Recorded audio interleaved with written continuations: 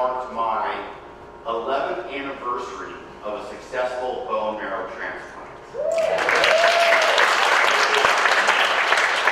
You think about it. Every single day that you wake up, that's a victory. If you would, please take a big, deep breath in and breathe out. How big a check would you write for that? Priceless. The fact that we woke up, the fact that you're able to breathe in and breathe out, that's your brightest future. The fact that you're here right now, in this place of all possibility. So this morning I was preparing for this talk, I was reminded of one of my favorite affirmations and quotes by Charles Fillmore. And I want to read this to you. Of course, Charles Fillmore was the founder of Unity along with his wife. And I just love what he said. Because as you know, what you put out into the universe is what you get back. It's all about energy. Now, I'm originally from Kansas. And if you remember from The Wizard of Oz, when Dorothy and the Scarecrow came across the Tin Man, how was he? Yeah, he was busted. He got caught out in the storm and he didn't have his oil can. And so I have this thing I call the Tin Man syndrome. And it's this. So many people are like the Tin Man. They got caught out in the storms of life. And they're stuck in a rut, going through the motions. And they're in need of an infusion of passion. I'm going to read you what Charles Fillmore says. He says this. Oh, this is good. This is good. Oh, I get so excited. I love this. Okay, here. Oh, man. Zeal is the mighty force that incites the winds, the tides, the storms. It urges the planet on its course and spurs the ant to great exertion. To be without zeal is to be without the zest of living. Zeal and enthusiasm incite to glorious achievement in every aim and ideal that the mind conceives. Zeal is the impulse to go forward, the urge behind all things. Without zeal, stagnation, inertia, death would prevail throughout the universe. The man and a woman without zeal is like an engine without steam or an electric motor without a current. Energy is zeal in motion, and energy is the forerunner of every effect. Let's give Charles a big round of applause for that. Energy of Charles is here today. You see, every day you wake up is a victory. Every breath in, every breath out is a victory. Now, this is fascinating. Social psychologists have found by changing your body language, you can change your life. And what the universal body language poses is the victory pose. So I'd like to do on the count of 3, if everybody would go, victory, it would be my whole highlight this morning. Sound good or sound good? All right, here we go. On the count of 3. 1, 2, 3. Victory! Doesn't that feel great? Wake up in the morning. Victory! Go back to work tomorrow. Walk to the front door. Victory! You're like, what is wrong with you? A couple of years ago, I was stuck with the longest TSA security line in Austin Airport. I was so excited, got to the security line. I went, victory! Big mistake. They put me in a special little room and did a pat down. I believe this. You gotta laugh in life. Because that's that energy. That's part of your brightest future. You know, it's such an honor to be here and humbled to be here as I'm going to share part of my story today. As I share my story, I know this. It's also your story. Because you and I, we're one. We're connected. See, I like what Ernest Holmes said. Now, Ernest Holmes was a contemporary of Charles Fillmore, and he was the founder of the Church of Religious Science. And he said this, good stuff. If someone else has done it, you can do it. You see, the fact I'm here today, see, my story is a testimony of what's possible in your life. Because the same Christ within me is the Christ within you. You see, one thing is so important. When you see someone living a life you want to live, get excited for them. Knowing if they can do it, you can do it. And this morning, I want to share with you 3 causes of creating your brightest future. And the first cause you've got to visualize visualize your victory. You got to visualize your victory. Now, this is fascinating. Once again, researchers have found that as adults, one of the ways that we remember things is kinesthetically moving our body. So once again, when I say visualize your, if everybody would go victory, my whole highlight coming to Goody this morning. All right, ready for this? Here we go. Visualize your victory. The timeless truth that says, where there's no vision, the people perish. You see, what's so awesome about the teachings of unity, we realize this, that we are responsible for our lives. The good, the better, and the best. And that's so awesome. If you don't like something in your life, you can change it. But you've got to visualize your victory. And I want to share with you why it's so important, this cause, and create your brightest future. If you would please, come back with me to my hometown of Emporia, Kansas. To a little studio apartment 5 blocks from a local college. The year is 2002, and the day is September 11th. And if you were in that studio apartment that day a little bit after 1 o'clock, you would have heard my phone ring. Hello? Matt? Yes? Matt, this is Dr. McNamara. Now, when the doctor calls you at home, not a good sign. He said, Matt, I have some good news and bad news. You're sicker than we thought. You have cancer. And I thought to myself, well, I sure hope the good news isn't that he switched to Geico and saved a bunch of money. You know what's fascinating? There's a study in Good Housekeeping that found that the average 4-year-old laughs or smiles up to 400 times a day. I'm just curious, how many of you have kids? How many have ever seen a kid? They're always laughing, they're always smiling. Why is that? Because they're in the present. You see, the same study found at the time they reach the age of 30, that number drops to goes from 400 drops to 15. Because what happens as adults, they get caught up in the dead past or the imagined future. And they miss out on the only thing we ever have, and that's the here and the now. That's the present. So what I'd like to do real quick, if you would please, turn to someone your left, your right, give them the biggest, cheesiest, show them all the teeth smile that you have.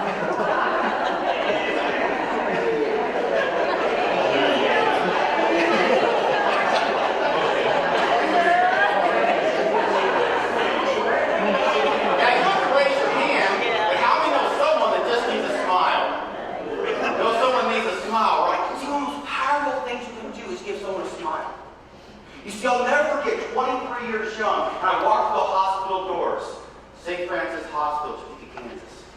And you can imagine the fear hearing those 3 words, not knowing what was ahead of me. But I'll never forget a very special person, Nurse Ginger. And one thing I'll never forget, when I walked up and she said to me, "Hi, my name is Ginger," she had a big smile on her face. And I'll never forget that smile. See, never underestimate the power of a smile, the power of an affirmative, kind word. You see, as I shared with you, Dr. McNamara said men have good news and bad news. See, there's a Jewish proverb that says there's life and death in the power of the tongue.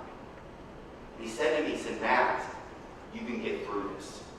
And this is what I know. When you visualize your victory, no matter what life throws at you, not only can you get through it, but you come out of it a stronger person.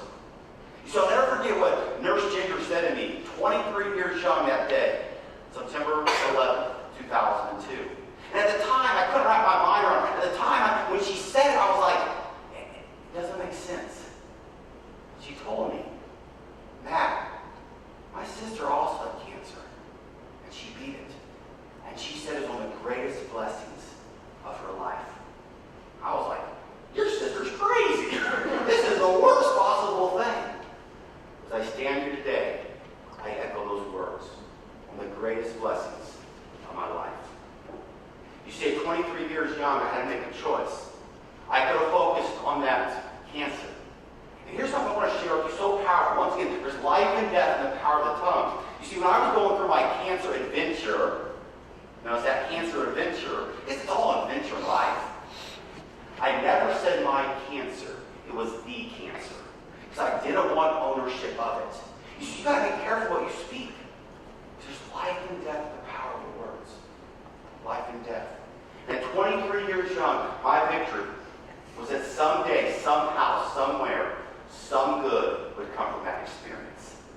You see, this is how awesome the universe works. Because you and I have this divine appointment.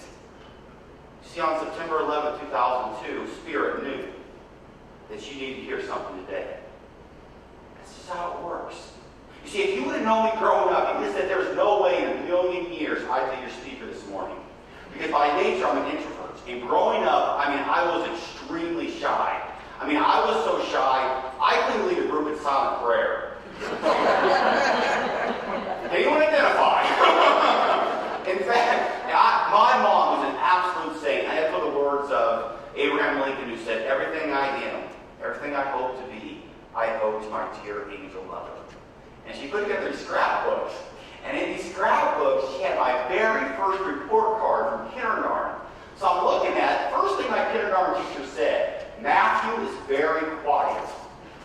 It went downhill from there. To this day, I'm not sure I made the first grade, because the last thing my kindergarten teacher said was, "I am concerned." I don't know what that meant. This is what's so awesome. This is what I learned. Out of your mess comes your message.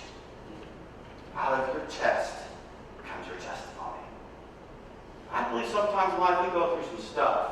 So later down the road, we can help someone else in this great journey called life.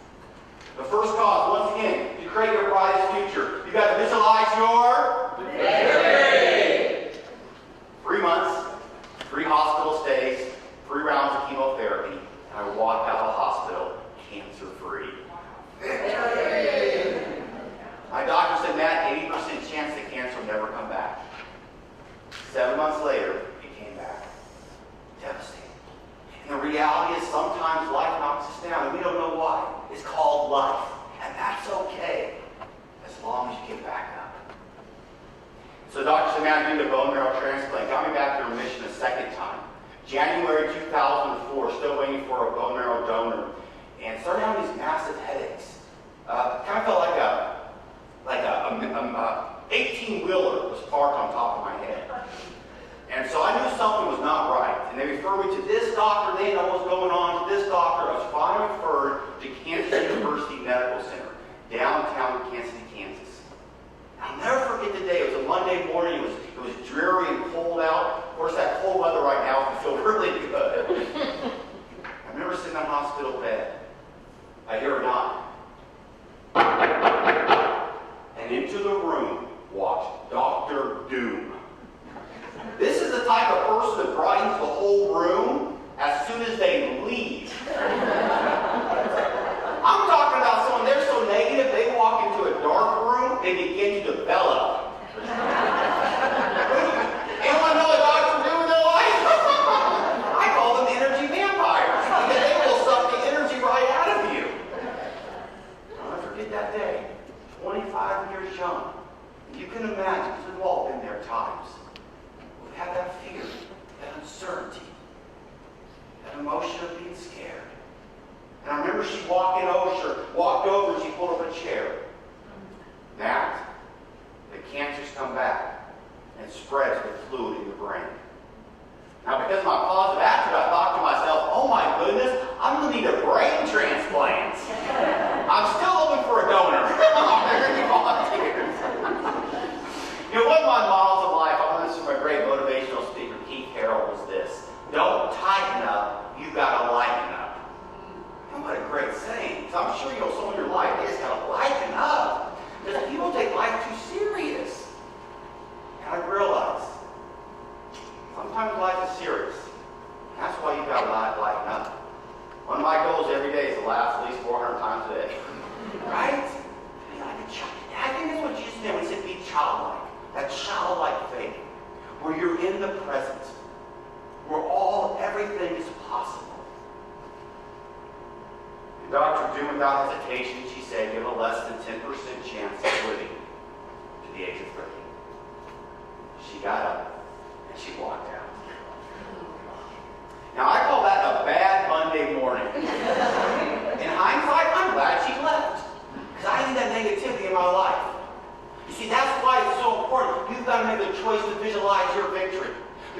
so much negativity out in the world today. You turn on the news, you look at the newspaper, your coworkers, your family members. So many people, all they can see is the negativity. All they can see is the problems. They can't see the solutions. See, one of my speaking mentors, Les Brown, this is so powerful. He said, someone else's opinion of you doesn't have to become your reality. I didn't accept a doctor doing that for my life. See, fortunately, there's a young man, same age, firefighter, right next door to me in the hospital. He's no longer here. I can't speak for him, can only speak for myself, but I know if I would listen to Dr. Doom, if I wasn't visualizing my victory, I wouldn't be here today. What do you want to have? What do you want to do? Who do you want to be? See, that's the great thing about this life. You can create whatever life you want to live. That is possible for you. So what happened was, because the cancer came back, because the fluid in my brain, and I was diagnosed with leukemia, they put a special device in my head called a Ommaya reservoir. It's the blood-brain barrier to administer the chemotherapy. It got infected, and actually to this day, they had to take it out, so I have an indention in my head. So one of the things I offer anytime I speak is after my talks, for $5, you can fill the indention. At least call the money to charity. Remember, don't tighten up, you gotta lighten up. You know, sometimes for fun, I just walk around the airport smiling at people. And people are so stressed out at the airport. Oh, man. So what happened was, so this device gets infected. One of my kidneys begins to fail, and my temperature rose to over 104 degrees. Around Valentine's Day 2004, I slipped in this unconscious state. 2 o'clock in the morning, guess who comes in my room? Yeah, Dr. Doom. I was unconscious, so I could not communicate with her. Thankfully, she walked out, she did an assessment, she walked out to the nurse's station. She told him, you need to call Matt's family and friends. He's not going to make it through the night. But folks, here's what Dr. Doom didn't know that we know. And Paul writes about it in Corinthians. He says this, so we do not fix our eyes on what is seen, but what is unseen. For what is seen is temporary, but what is unseen is eternal. See, Dr. Doom didn't realize that Christ within, the healing power within me that I had affirmed. But here's the thing sometimes. I think sometimes for me, I get caught up in this whole thing of time. You see, God, or the creative presence, Spirit, however you define it, Spirit, this healing power of Christ, is not outside of man-made time. You see, I affirmed my healing on September 11, 2002. And it showed up. It's not as soon as I expected, but it showed up at the right and perfect time. So what happened was, against all odds, miraculously I recovered.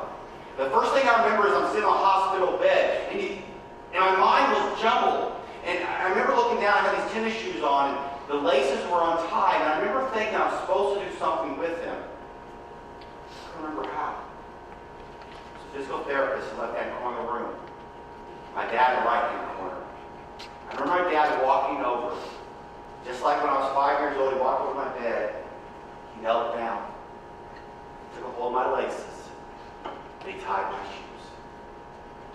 Folks, every day I tie my shoes, that's a victory. And after he tied my shoes, he helped me to stand up. And once again, there I was.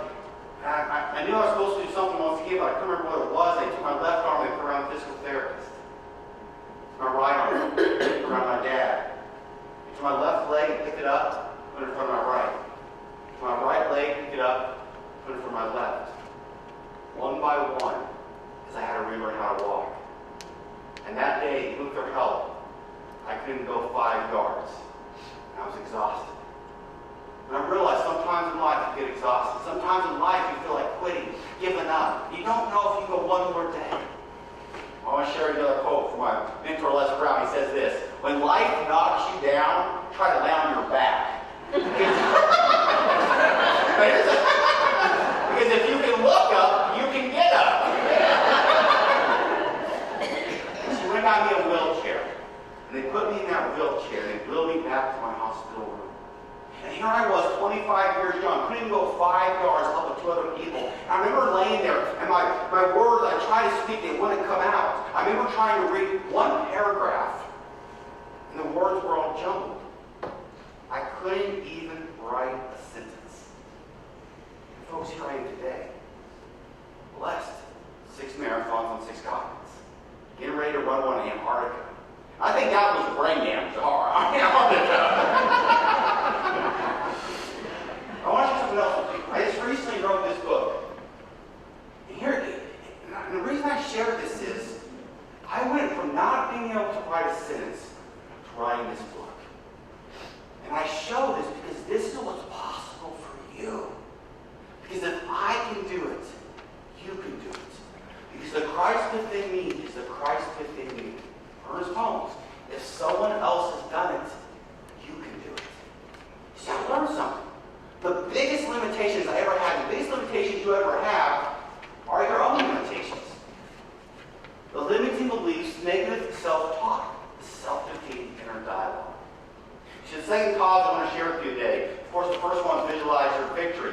The second one, if you would please, take your index finger, point to your head, and say, elevate your attitude. Elevate your attitude. It's like what Paul wrote. He said, do not be conformed to this world, but be transformed by the renewing of your mind. Charles Swindoll said it best. The single most significant decision you can make on a day-to-day basis is your choice of attitude. As I lay there in my hospital bed, all evidence against it, my mind's eye got this crazy, wonderful idea of running a marathon.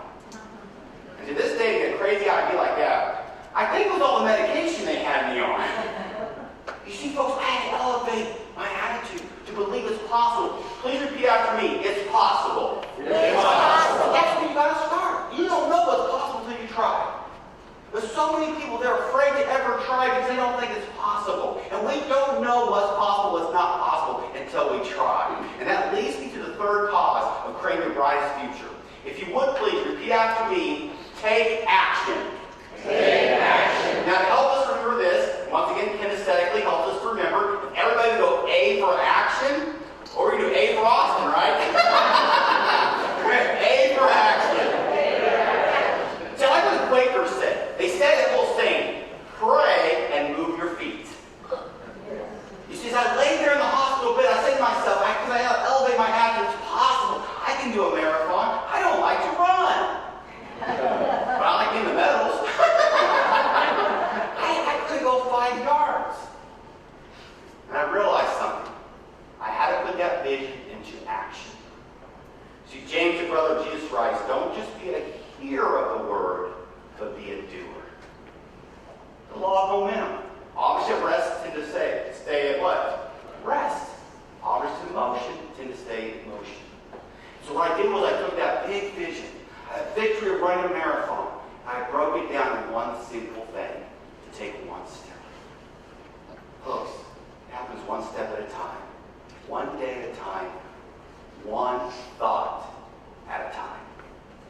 2 years and 4 months after visualizing my victory. 2 years and 4 months after elevating my attitude. 2 years and 4 months after taking action. I made the starting line of the San Diego Rock and Roll Marathon. Yeah, well, it was just a starting line, but thank you. 22,000 other people. And over the loudspeaker, they played one of my favorite songs, Beautiful Day. And I'm getting all fired up, pumped up, inspired. And then the national anthem. I got goosebumps. I'm waiting for the starting gun. Here I am, 1 year anniversary of finishing up chemotherapy. And I'm about ready to start. And that little voice in the back of my head spoke up. Matt? Yes? What are you doing here? Great question. Don't you know only 1/10 of 1% of the world's population has ever completed a marathon? And you've had cancer. You're still on medication. You can't do this. Once again, it's that little voice. That's the biggest barrier in creating your brightest future possible. So I recommend this. I told it 2 words. Hush up! Bang! The starting gun fire.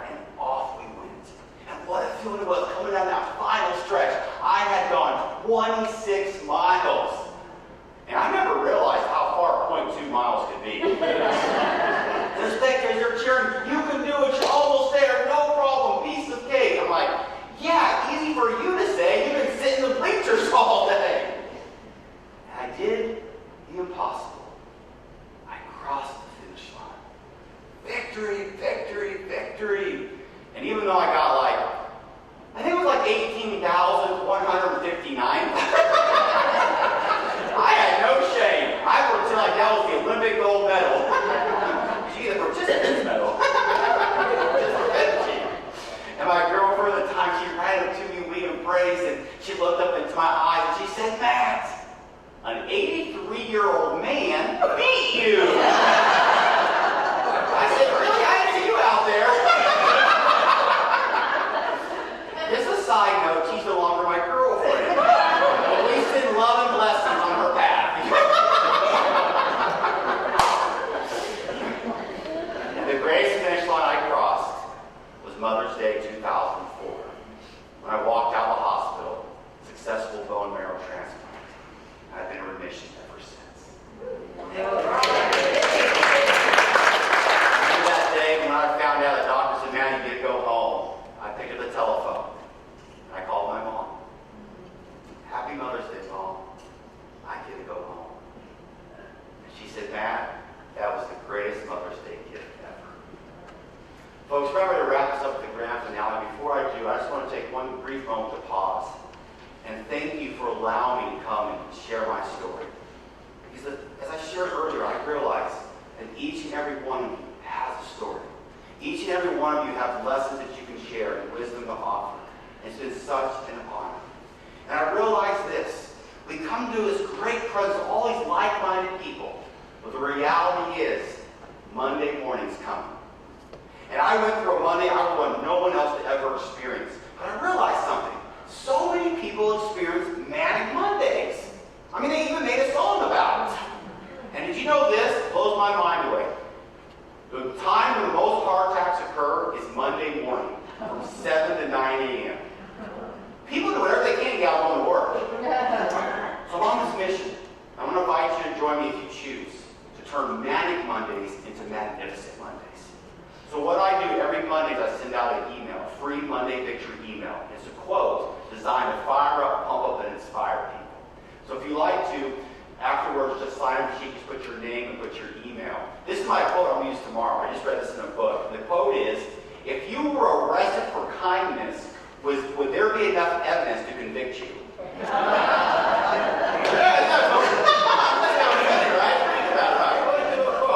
So if you would like to join me, turn manic Mondays into magnificent Mondays. And then also, I've been so blessed I love to freely give. So many people come up to me and say, Matt, what was that quote or affirmation you shared? So I create a victory affirmation card. It has 4 affirmations on the front, 4 affirmations on the back. And I have a whole bunch of them in the back there. So feel free to take as many as you like. And a lot of people like to put them as a computer at work. And that way it helps them to start their day visualizing their victory. One last story, the big grand finale. Now, because the leukemia spread the fluid in my brain, after my bone marrow transplant, the doctors wanted to do some follow-up chemotherapy. Now, I believe God's in everything, and I use all kinds of stuff go through my healing. I use it all, right?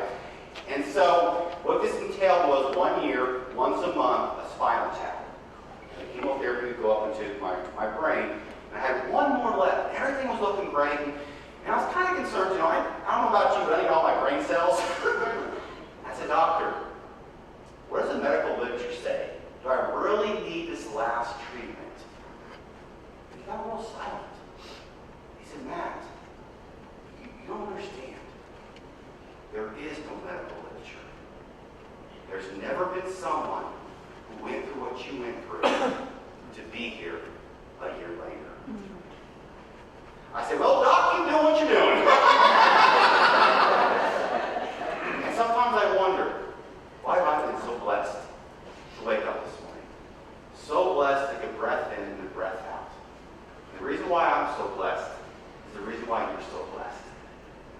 See, the ultimate cause to create your brightest future is the cause to serve. And each and every single day, the opportunity, knowing that you have a special and unique purpose that only you can fulfill. And sometimes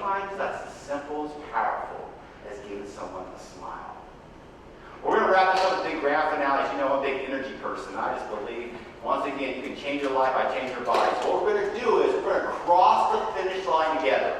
And when we cross that finish line, we're going to celebrate creating our brightest futures. The fact that we're alive. So we're going to cross that finish line all together, go victory, victory, victory 3 times, make lots of noise, and give at least 2 people a big high five. Sound great or sound great? Awesome. So if you're able and want to, please stand up, put your running shoes on. We've done 26.1 miles. We're coming on that final stretch. And here we go. We cross the finish line all together. Victory! Victory! Victory!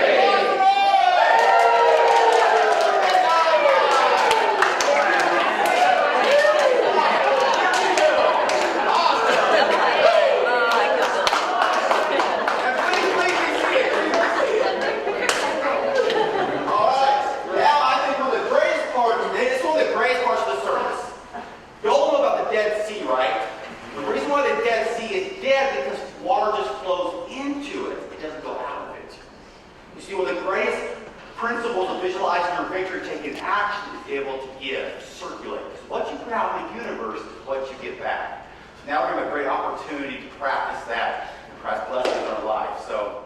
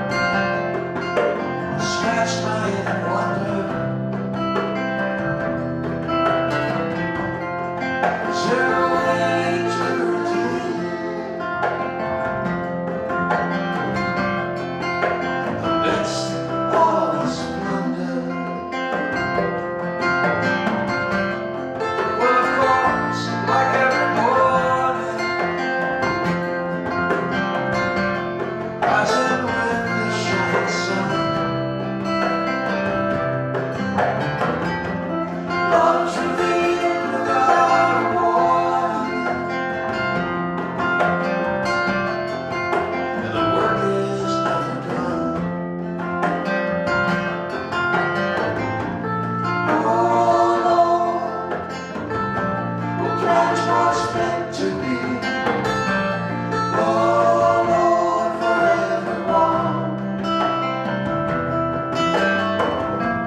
sun that never rises, the sun that never sets. It just burns and burns and